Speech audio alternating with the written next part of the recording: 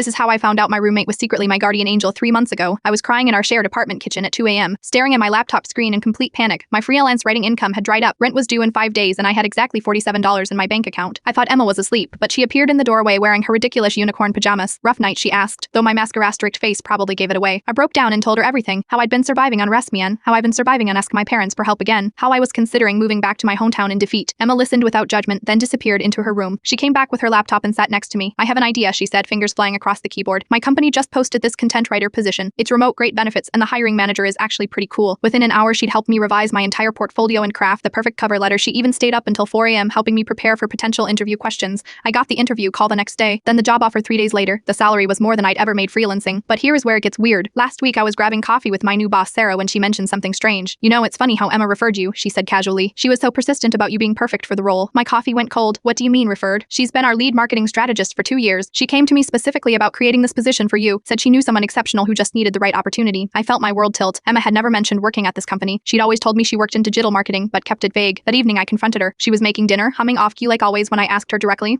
"Why didn't you tell me you literally created my job for me?" Emma froze, wooden spoon halfway to her mouth for tasting. Then she sighed and turned off the stove. "Because you would have said no," she said simply. "You would have thought it was charity, which it absolutely wasn't. I watched you work for months. Your writing is incredible, but you were undervaluing yourself with those low-paying clients." She explained that she'd been trying to figure out how to help without bruising my pride. When I had my breakdown, she realized the company actually needed someone with my exact skills. "I just made the introduction," she said. "You earned everything else. Sarah hired you because you are talented, not because I asked her to." I started crying again, but this time from overwhelming gratitude. For 6 months, I'd been living with someone who saw my potential when I couldn't see it myself. Shevin who figured out how to help me without making me feel small. "You are literally the best person I know," I managed through tears. "Please," Emma laughed. "I just wanted you to stop eating ramen for every meal. It was making the whole apartment smell weird." We both dissolved into laughter. Then she made us proper dinner while I called my parents to tell them I was staying in the city after all. 6 months later, I'd been promoted twice and finally feel like I am building the life I always